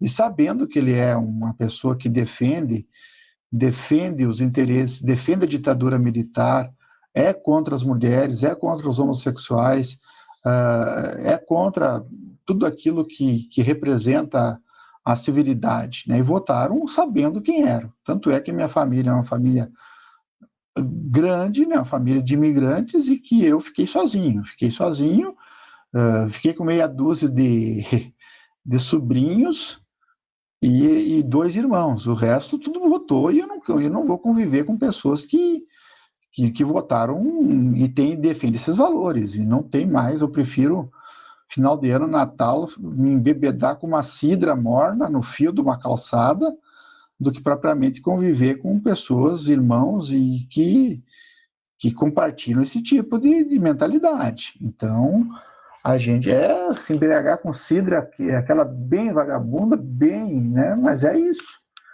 Então, temos escolhas a fazer.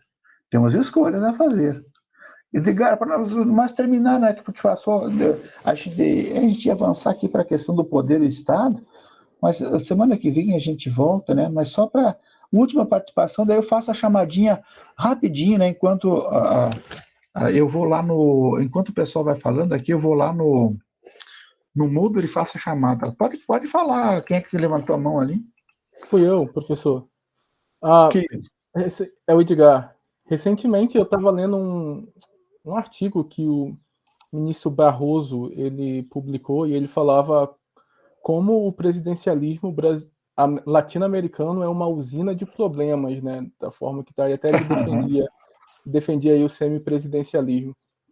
A minha questão é que parece que no Brasil, ou até na América Latina, existe uma necessidade de se encontrar um salvador, tanto seja de direita, tanto seja de esquerda. Então você tem figuras como Lula e Bolsonaro, mas existe muito pouco interesse em buscar um projeto nacional. Poucas pessoas sabem das metas de um partido, das metas de um político, e sim essa visão de encontrar alguém que seja a salvação, o redentor do país. Não muito buscar aí procurar ou entender o que essa pessoa tem de quanto ao projeto, né? Projeto de Brasil.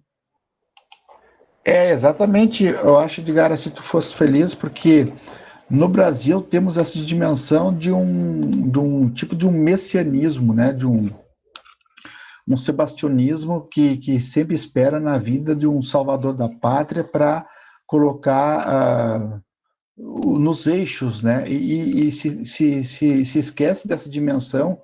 Deixa eu só botar aqui a aula para já fazer a chamada. A dimensão coletiva, né, da sociedade, dimensão que eu faço parte como cidadão e que as resoluções dos problemas não virão do Planalto, virão sempre da planície. Né? A planície que eu falo é a sociedade civil organizada, com partidos políticos, com OAB, com CNBB, com movimentos sociais consolidados, fortes, e que proponham para o meio político essa dinâmica de alternativas de governo também. Aí eu acredito. Agora, eu não acredito também em salvador da pátria. Deixa eu só botar aqui poder, política. Tá? Meus queridos, eu posso fazer a chamadinha para vocês? Eu tô na página só para ver quem é que está acompanhando mais a síncrona. Deixa eu falar para vocês, semana que vem é véspera de um feriado, né? Eu posso deixar uma aula síncrona aqui no Moodle para vocês? Daí a gente não precisa estar presente de uma forma síncrona. Eu posso deixar uma aula síncrona para vocês? Eu deixo no Moodle ali dois videozinhos que eu trabalho a Platão e Aristóteles para vocês fazerem durante a semana. Daí a gente fica mais liberado, né? O que vocês acham? Tem alguém que se coloca contra? Para mim não tem problemas, até eu não sei se eu tenho. Deixa eu ver se eu tenho alguma coisa de médico. Tá, pessoal, eu tenho assim, uma pequena. Aqui assim eu marquei uma cauterização. É uma pequena pintinha aqui em cima, ó, que é na segunda, dia. É dia 5, semana que vem? Deixa eu ver. Não, deixa eu ver. Que dia é 4? Uma coisa assim. Não é dia 5. Não. É no dia 7, se eu não me engano. Não é semana que vem. Mas a gente comunica por aqui, se a gente deixa uma aula assíncrona, que é uma aula que já está no Moodle, ou a gente vem ao vivo, tá bom? Eu vou fazer a chamadinha para a gente terminar. Professor, pois não, pode falar. No fim da aula de hoje tem que ser entregue o resumo? Ou Tem que até dar a uma aula que vem? olhadinha ali, eu acho que até o. Vamos olhar. Olha ali no portal Vamos ver. Até dia 1º de novembro. É a partir de hoje, exatamente, não é para hoje ainda. Hoje nós discutimos a questão da política, discutimos a questão do espectro. Aí vocês vão ler aí no livro, que certamente. Eu pensei que vocês iam adquirir um livro ou dois, ninguém. Eu acho que vocês já têm o livro por isso, né? Vocês vão ler o livro Teorias da Política, o capítulo 1 e 2, da página 21 até 73, e aí vocês vão entregar até o dia 1º de novembro no e-mail do dejalma.cremonese.ufsm. É isso, né? Então é um pouco a aula de hoje, que vocês vão sintetizar, e o capítulo 1 e 2. Tá bom? Vamos ver. Alice da Cruz. Aqui, prof. Tá. Ana Beatriz. Aqui, prof. Ana Carolina. Presente. Ana Clara. Aqui. Ana Elisa.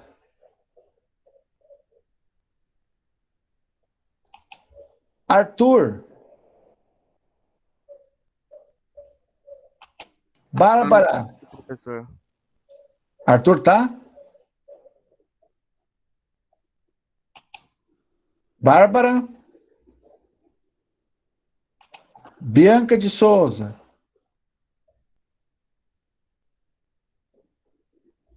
Danielen. Douglas. Tô aqui, professor. Certo. Edgar. Estou aqui. Ellen Cristina. Emanuele. Fagner. Presente. Felipe. Tô aqui, professor. Frederico. Aqui. Gabriel. Presente, professor. Gustavo Luiz. Iraí, ou Irai. Jean Jacques. Aqui. João Paulo Moro.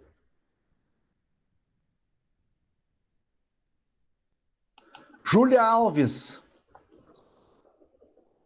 Presente. Júlia Beatriz. Presente. Caliel. Aqui. Cauã.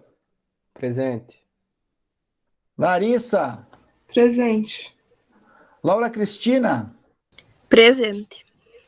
Letícia.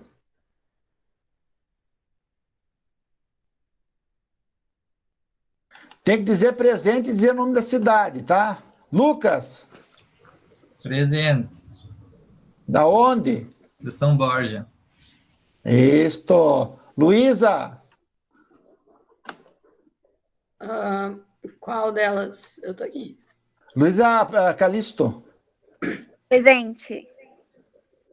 Cidade, Luísa. Joinville, Santa Catarina. Isto. Luísa Lira. Presente. Santa Maria. Olha aí. Maria Clara. Onde está Maria Clara? Maria Clara Cabral. Nenhuma das Maria Clara. Maria Eduarda. Qual, professor? Fonseca. Presente. Tô falando de Bragança Paulista. Ô, querida. Maria Eduarda Lemos. Mariane Martins Francisco. Presente. Cachoeiro Itapemirim. Nossa, mãe. Matheus Maus. Mirelle. Presente, professor, São Paulo. Joia. Natália. Presente, professor. De Vacaria, Rio Grande do Sul. Vacaria. Nicolas. Presente, Roma. Roma? Tô brincando, Santa Maria, eu queria parecer chique. Ah, tá bom. Romaria, tu quis dizer. Pode ser. Nicole. Presente, professor, São Paulo. Pedro Ricardo. Presente, professor, Santa Maria. Que chique, São Paulo, São Paulo. Raquel Fernandes. Presente, Cacoal, Rondônia. Ai, meu Deus do céu, Cacoal. Rui Thiago. Presente, professor, Belo Horizonte. Samuel. Presente, professora, Alegrete. Do Alegrete, tchê. Sony Wanderson. Sony. Presente, professor, é Porto Alegre. Sony, né? É Sony igual a marca, infelizmente. Tu fica bem agradecido. Tu imagina te chamar de Djalma. Então, agradeço. Eu ainda não ganhei nenhuma TV da Sony, que nem o rapaz que mudou o nome para iPhone, mas eu tô buscando ainda.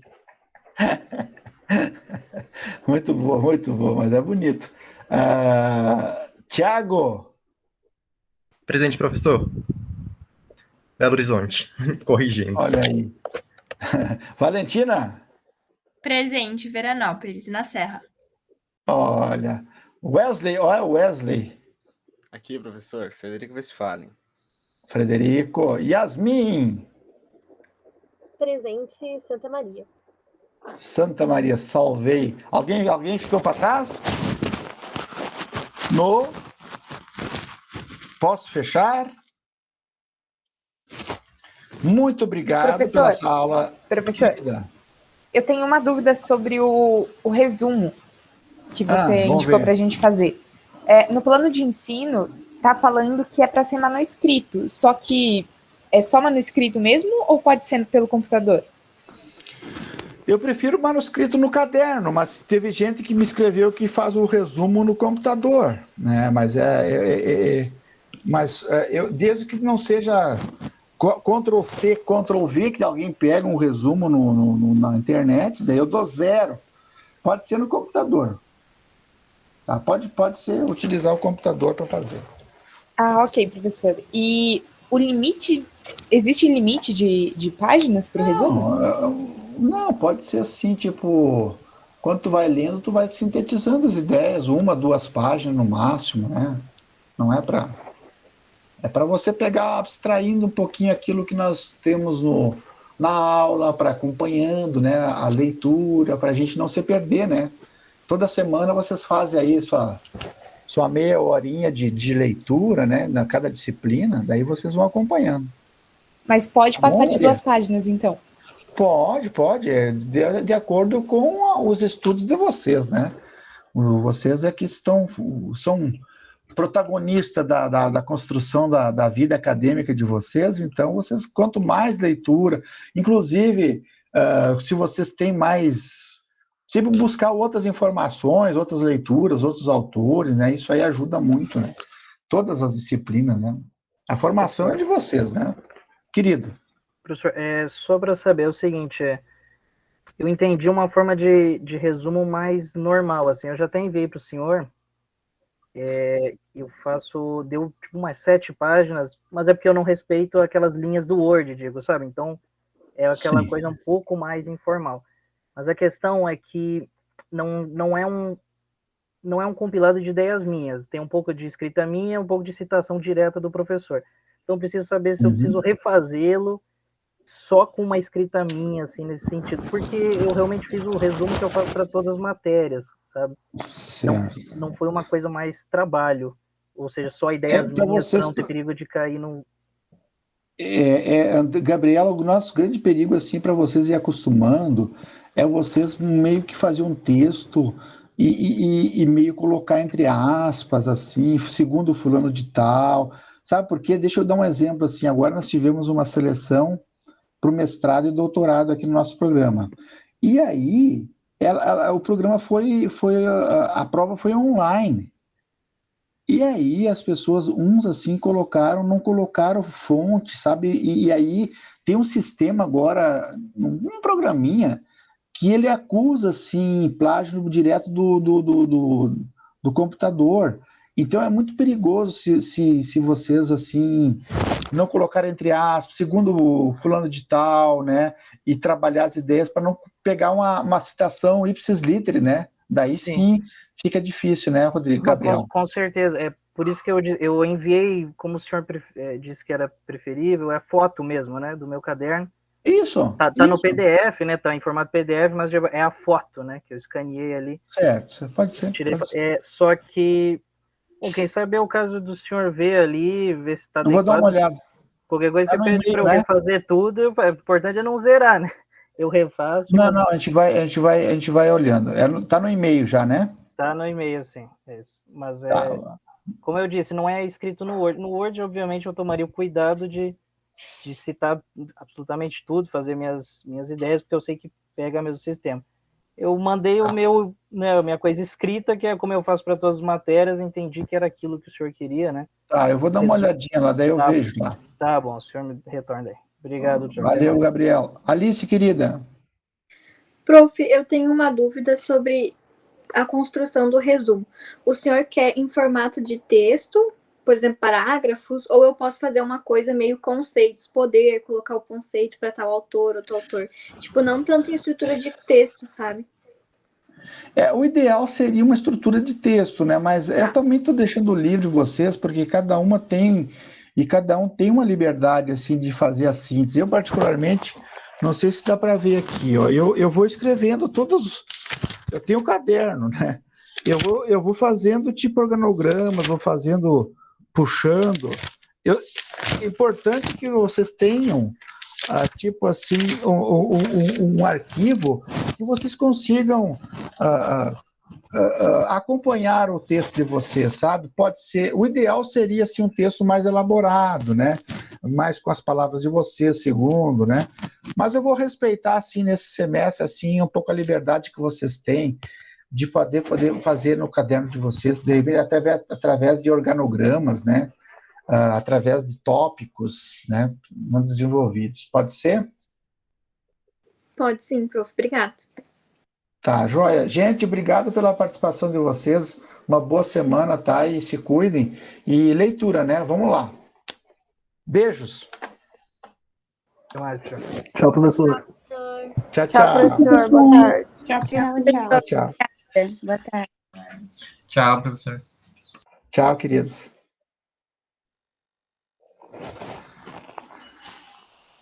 Professor, posso conversar um assunto com você rapidinho?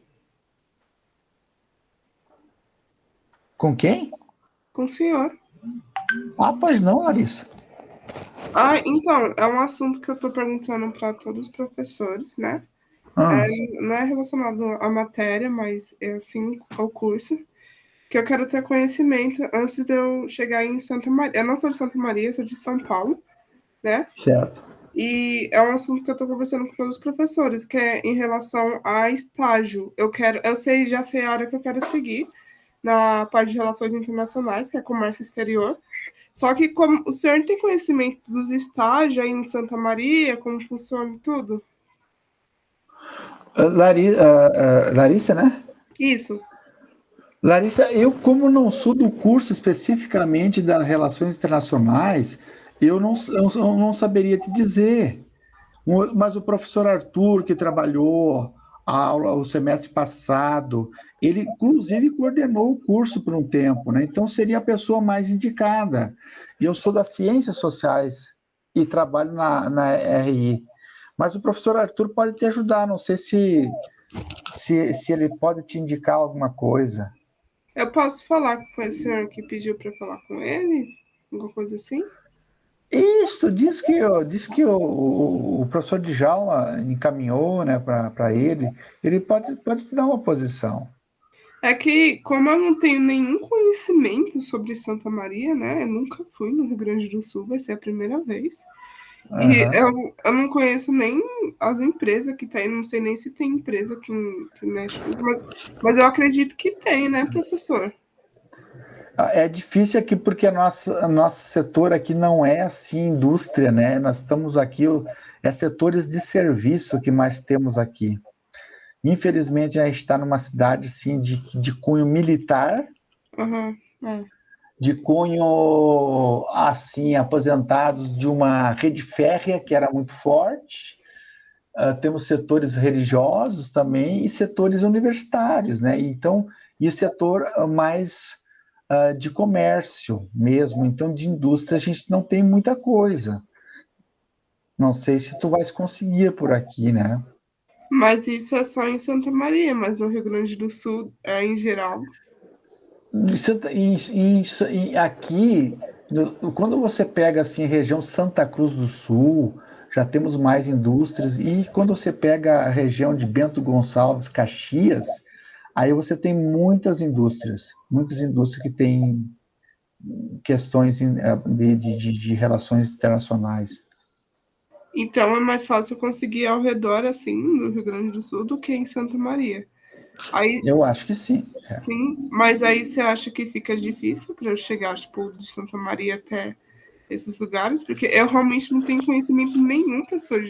Eu conheço São Paulo aqui, sabe? Sempre morei em São Paulo, então... Sim, mas não seria nesse primeiro momento, sim, Larissa, tu te ambientares em Santa Maria, tu pegares um lugar, morar com alguém e se verticalizar esses primeiros semestres assim nos estudos, até você se ambientar para depois fazer uma experiência mais prática?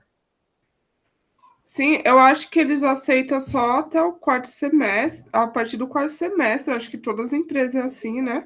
Mas é que eu quero já ter um conhecimento já para quando eu chegar no quarto semestre não ficar perdida assim, sabe? Eu entendo. Mas eu não saberia dizer especificamente assim quem é que poderia mais ajudar, assim, né?